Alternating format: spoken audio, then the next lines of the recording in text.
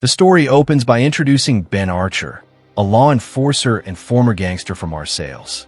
At the same time, in China, a young girl named Kim witnesses her own mother being murdered by her father, Sun Quan, a ruthless mafia boss.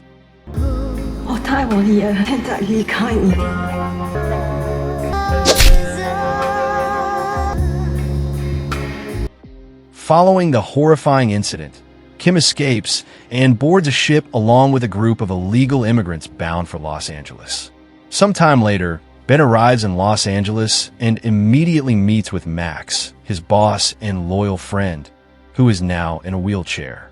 There, Ben expresses his desire to leave the world of crime. He feels exhausted and wants to live a peaceful life with his wife, Cynthia, and their son, Nicholas. You gotta be fucking joking. No, I'm not. It's finished.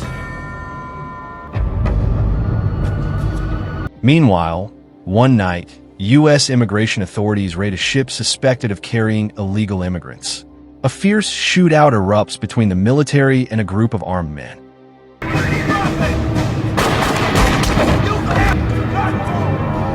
When the officers manage to enter the ship, they discover many people locked up and pleading for help.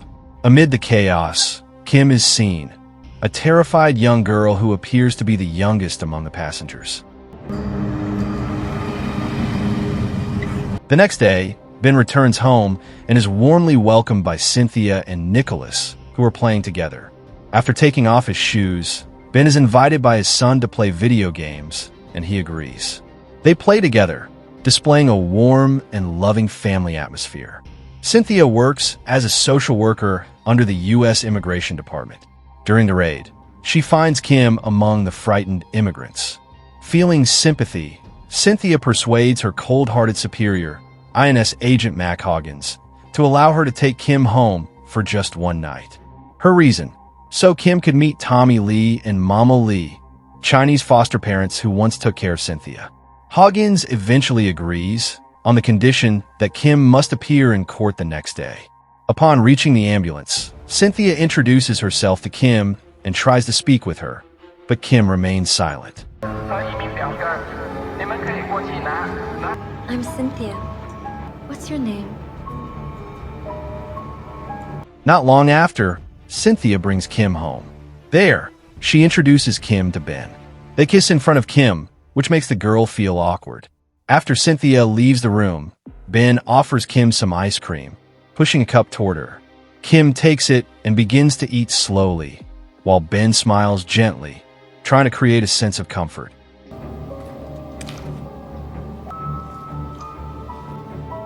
Later that night, Cynthia again approaches Kim and tries to talk, asking where she came from. But Kim remains quiet. Before leaving, Cynthia kisses Kim on the forehead and is about to turn off the lights. For the first time, Kim speaks, asking for the lights to stay on. Cynthia responds to the request in Mandarin, which immediately surprises Kim. Can you know how to speak Chinese? My foster parents are Chinese. Go and sleep. So you brought your homework, huh? I did.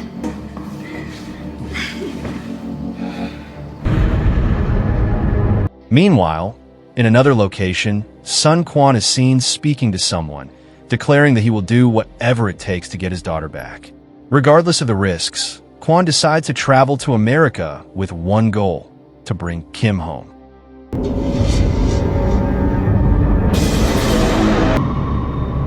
Welcome to LA, Mr. Kwan.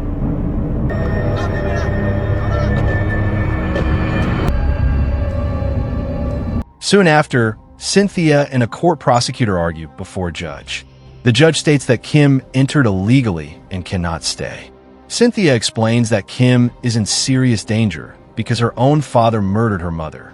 The judge seems uninterested, but Cynthia pleads for 1 week to prove that Kim truly is in danger. The judge grants the request. Your Honor, she's in danger. Why? Her mother was killed. Then clearly this is a matter for the Hong Kong police. She is in danger if she goes back to Hong Kong. I need 1 week. 1 week. After arriving in Los Angeles, Quan is informed by Hoggins that Kim is with Cynthia. It turns out, Hoggins has been secretly helping Quan smuggle heroin into the country, using Chinese immigrants as couriers. Next shipment, 20 million. And, yeah, did you a favor. I found your girl. Came in on one of your boats. Ain't that a kick, huh? Did left a girl with the white people. She's with a social worker. I thought she'd be better off there than in a detention center. Doing business with you, Mr. Quan. Next, we see Cynthia with her foster parents, joined later by Kim and Nicholas.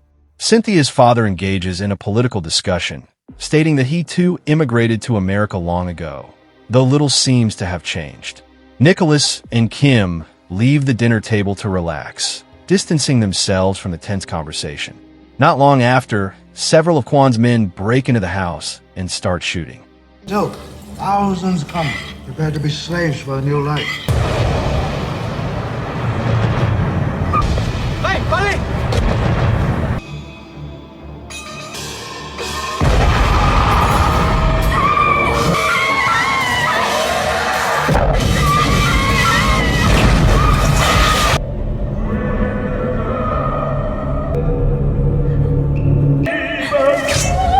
Tommy and Mama Lee are killed, and Quan brutally finishes them off.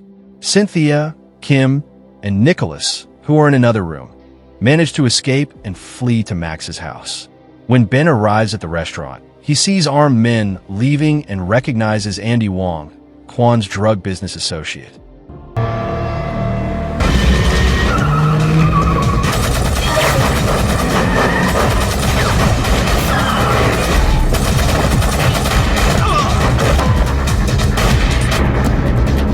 After a shootout, Ben rushes inside and finds Cynthia's body.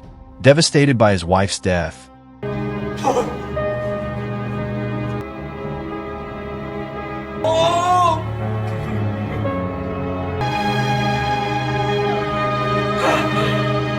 Ben studies the case file and identifies Andy's face. He decides to find his son. Quan then orders Andy to go to Ben's house and kill him. Ben and his partner return home. As Ben enters and cries, he tries to drown his grief with alcohol. He continues to weep until the killers enter the house. Andy tries to surprise Ben, but Ben reacts quickly and avoids the attack.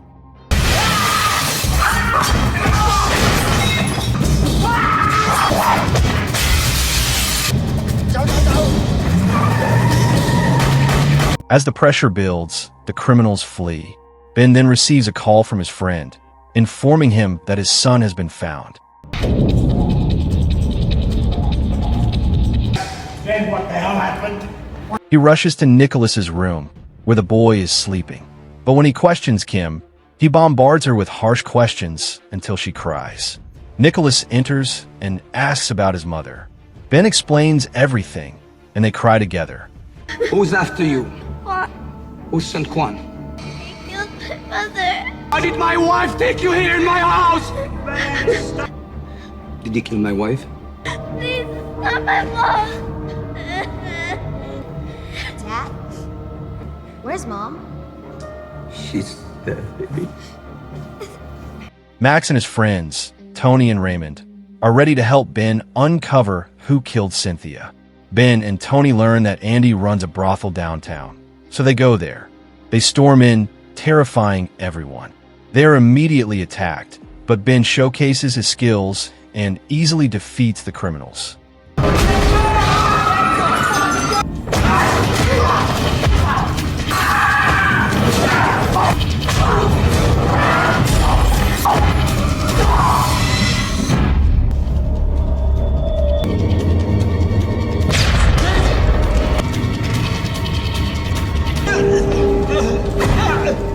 After killing several people, Ben goes upstairs and executes Andy, stating it was for his wife. Hoggins meets with Quan, who is anxious about not finding his daughter. Quan threatens Hoggins, but Hoggins says that Quan has ruined their smuggling operation because Ben has gone insane and is killing everyone. Ben and his friends regroup to find Quan.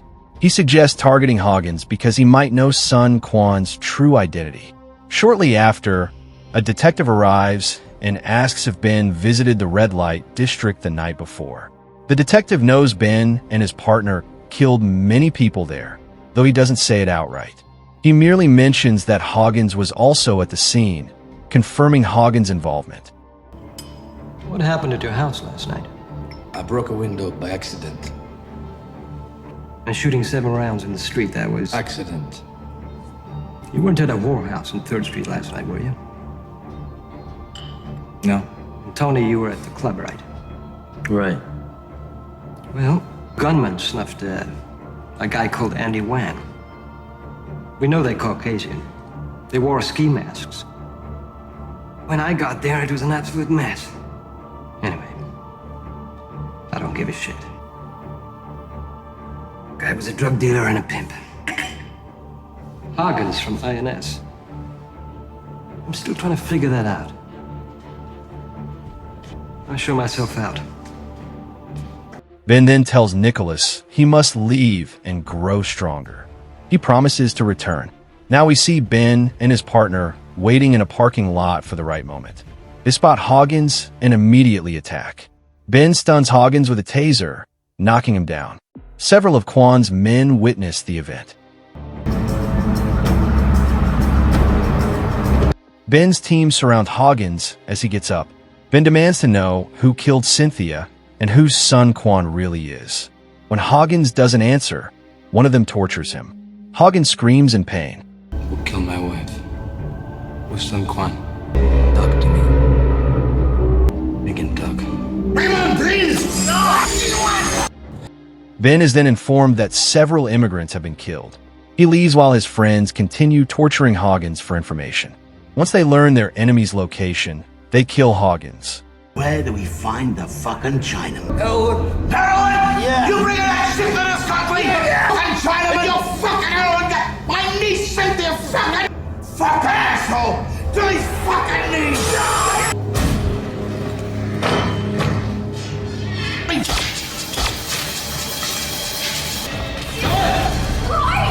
Meanwhile, Ben arrives at a hospital and finds all the doctors have been murdered.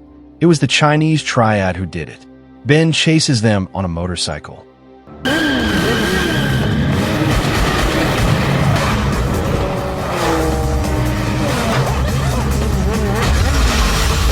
After a thrilling chase through a mall, Ben catches and kills one of them on the spot.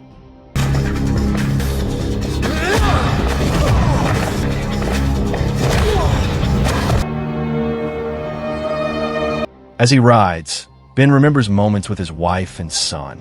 But now, Kwan's men have kidnapped Kim and Nicholas. Realizing this, Ben begins the pursuit once again. Tony is deeply saddened by the kidnapping of Kim and Nicholas and the deaths of Max and Raymond. Max! Raymond! Raymond!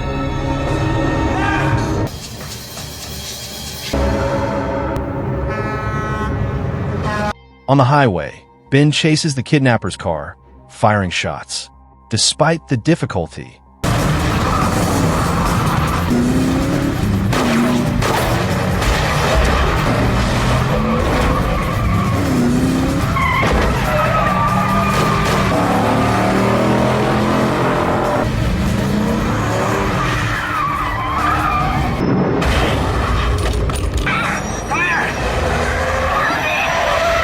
as Ben tries to pull Kim out, a truck speeds toward them. Thankfully, Ben manages to save Kim just in time.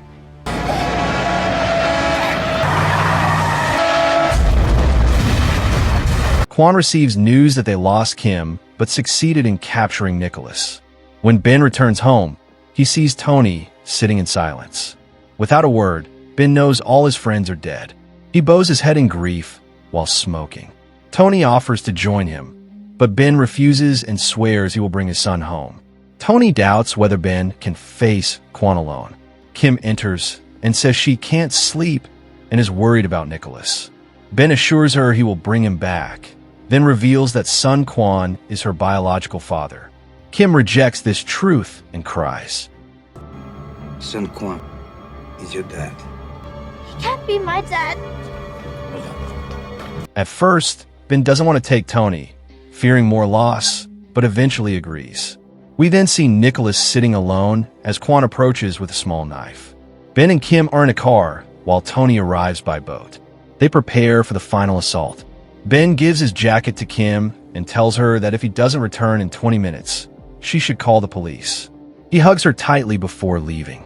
Ben crashes his car and sets off an explosion, then begins shooting all the enemies.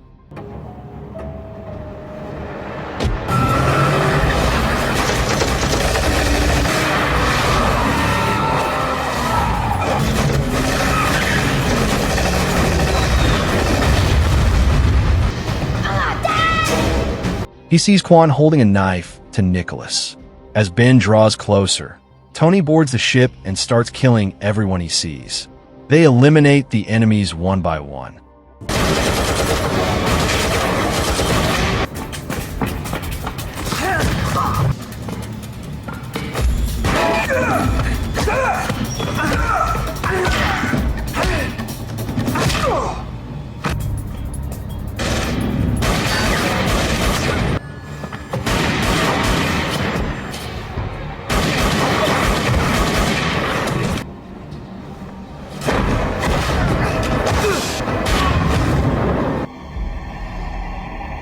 A man slashes Tony's forehead, causing blood to flow into his eyes.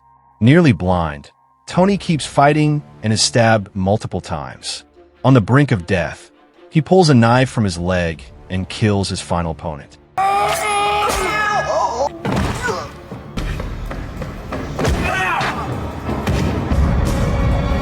Ben finally confronts Quan, who is pointing a gun at Nicholas.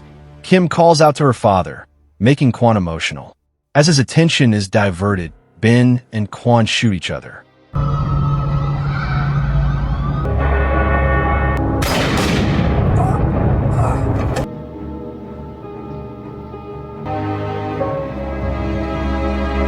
Nicholas screams as he sees his father shot, and Quan collapses. Ben calls for Nicholas and embraces him despite his wounded body. The police arrive and rescue Kim from the crossfire. The film ends with Ben successfully avenging his wife and rescuing his son. Love and family are the greatest forces a person can possess. Even in a world filled with violence and crime, a father will do anything to protect his child. This film teaches that loss can awaken courage, and the truth will always find its way through blood and scars. Never underestimate the strength of someone fighting for the ones they love.